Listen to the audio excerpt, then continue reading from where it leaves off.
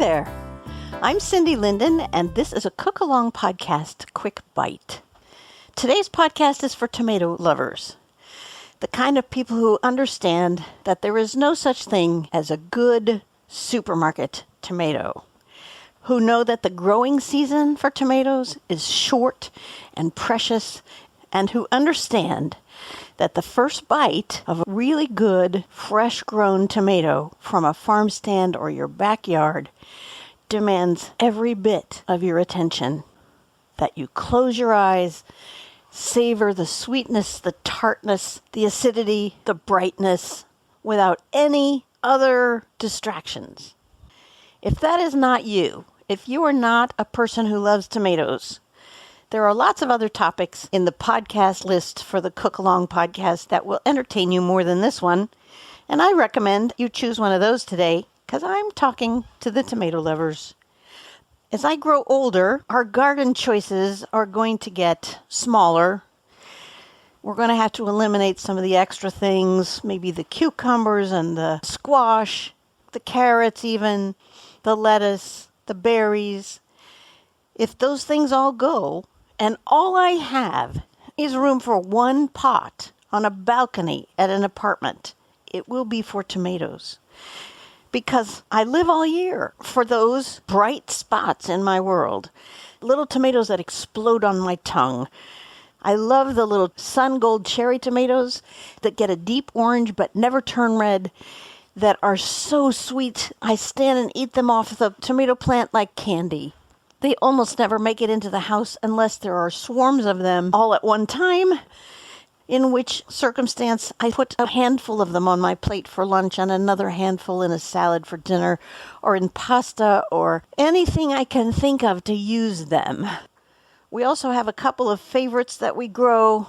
Our very favorite is called a mortgage lifter, and they are sweet and acidic and sharp and attention demanding and can get big-ish. They sound like they're going to be huge with that kind of a name, but they are more like a handful when you get a really good one. But even the small ones are so worth the trip it takes. The piece of dirt, the water you put in, the worry, the pruning, the anxiety, the mulch, whatever it takes, just for those few precious tomatoes for a brief period every summer. Once you have your tomatoes from your local farm stand or your farmer's market or your backyard, then it's intriguing to find a recipe that really allows them to shine so that they don't just vanish as part of the mix like a tomato sauce. They're good that way, but they don't take full advantage of a very fresh tomato. You can throw them into a pasta primavera just as they are, and that is really lovely. Sometimes you want something super simple. You want to go out, you want to pick your tomato, bring it inside, slice it up, and just eat it. But you also need dinner. I have the answer for that. It is a fabulous recipe that the tomatoes really shine in. And if you don't have a fresh summer tomato, there's no point in making this. Don't try it with a grocery store tomato. It's pointless. There's no zest to the recipe. It's missing the components that are crucial to make it taste really good. This is a recipe that comes from All Recipes, and it's one I found a year ago, and we only got to do it maybe twice before the tomato season was over. So I have quite literally been waiting for the opportunity to make this again for almost a year. And now I'm making it every time I have a spare tomato. Spare tomato, what's that? Something that isn't designated for some other thing. This is my first choice go-to to eat a fresh tomato. It's called Mama's Best Broiled Tomato Sandwich. And you can find it on the All Recipes site. But I'm going to go over it with you today as a quick bite. It's too easy for us to have to spend time making it together. I'm just going to tell you how to do it. And please, I hope you will go try this if you love tomatoes. It is such a perfect framework for your favorite summer thing. Here are the ingredients you're going to need. 2 to 4 ripe tomatoes. And I say 2 to 4 because they come in so many sizes. What you want is enough tomatoes to cover 2 slices of bread. And I use large slices of bread. So to cover 2 of those for 2 people, I may need more than 2 tomatoes. Depending on the size of the bread, depending on the size of the tomato, you get the idea. 2 tablespoons of olive oil, 2 tablespoons of balsamic vinegar, 3 tablespoons of mayonnaise, half a teaspoon of dried parsley, quarter of a teaspoon of dried oregano, quarter of a teaspoon black pepper, and 3 tablespoons of Parmesan cheese. And then your bread. And if you want to make this a closed sandwich, which I don't actually recommend, you want 4 slices of bread. And if it's just you, eat both of them yourself.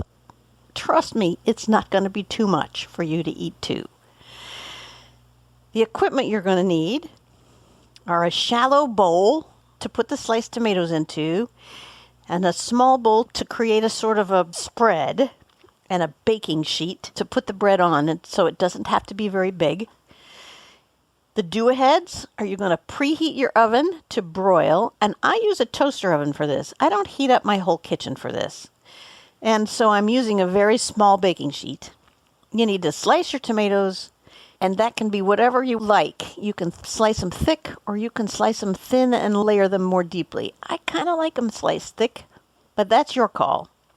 And then you need to toast your bread. Again, this will serve 2 people if you're having something with it. If this is all you're eating, I think it's a one-person thing. Now, it may sound like a lot of ingredients, but it really isn't. Think about the fact that all of those spices are sort of ordinary pantry spices. Parsley, oregano, pepper. Not a big deal. And they're all dried, so you don't have to go grow something or buy something special from the grocery store. I'm sure if you cook it with me at all, that you like Parmesan cheese as well as I do, and you already have some freshly grated Parmesan cheese in your refrigerator. The olive oil and the balsamic vinegar are pantry staples. Mayonnaise you probably have, and you know what? If it's Miracle Whip or something else, it'll still be good. It'll just be a little sweeter, and if you like Miracle Whip, that's probably a good thing for you. All you have to do is whisk together in this shallow bowl the olive oil and the vinegar. And then you put your sliced tomatoes in there and move them around, stir them around. You might want to use your hand or a fork. What you want to do is get all the tomatoes soaked in that olive oil and vinegar and leave them to sit for just a few minutes. And while they're sitting, every time you walk past the bowl, you're going to stir that bowl to move different tomatoes around, okay? In the small bowl, separate from that, you're going to put your mayonnaise, your parsley, your oregano, your black pepper, and 4 teaspoons of Parmesan cheese. That's not quite half of the cheese you have pulled out to use for this. Stir that all up. And then get your toasted bread. You don't want it too brown, just a little brown and crispy. And spread that mixture on 2 slices of bread. Now, if you're going to make a closed sandwich, go ahead and make that spread go for all 4 slices so that your tomatoes are lined on both sides with this yummy cheese spread. As I said, I recommend an open-faced sandwich. It's just more fun. It's more dangerous in terms of how sloppy it is, yes, but worth it. So now what you have is a shallow bowl that you've stirred a couple of times with the sliced tomatoes in it. I'm talking, they only need to marinate in there for as long as it takes you to make this spread. Split the spread between 2 pieces of toasted bread, hopefully of a sort of large size, not your sort of square white bread, but any bread, honestly. You've spread half of the spread we created on 2 of those pieces of toasted bread. Now grab the tomatoes and split them evenly. You're placing the marinated tomatoes on top of the bread with the spread. And then you take however much Parmesan cheese you have left and sprinkle it over the top of those open-faced sandwiches. Now you put your baking sheet, because they're sitting on a baking sheet. You put the baking sheet under the broiler for 5 minutes or until the cheese turns kind of golden brown.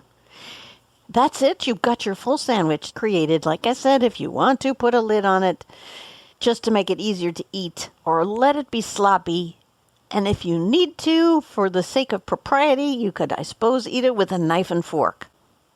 Serve it with potato chips or a farro salad that you'll find the recipe for earlier in this podcast feed, or corn chips, or carrot sticks, or whatever you feel like. This will go with almost everything, but you don't want to overshadow this lovely tomato sandwich with anything fancy. I want to say thank you to whoever Mama is at All Recipes, and I want to say you're welcome to you, because this may be the best sandwich with tomatoes on it you will ever eat.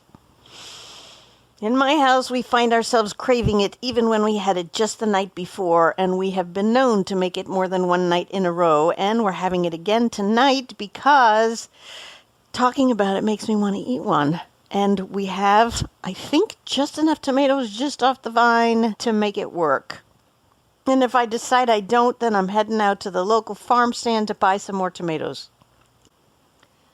The Cook Along podcast is released every Saturday, and you can find all the old ones, which honestly never get old because they're really, really good recipes, on either your podcast feed or on the webpage, thecookalongpodcast.com. The webpage has the advantage of showing you the ingredients ahead of time and the do-aheads and the equipment, and showing pictures of the final project, plus any additional comments I may add as time goes by after recording a podcast.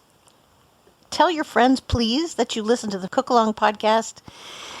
Share this recipe. This time, I don't mean just give them the recipe. I mean make it for them. Because if you know a tomato-loving friend, this will blow them away, and you will be well rewarded for having taken the few minutes it takes to make this for somebody. Tune in again next week, and until next time, happy cooking!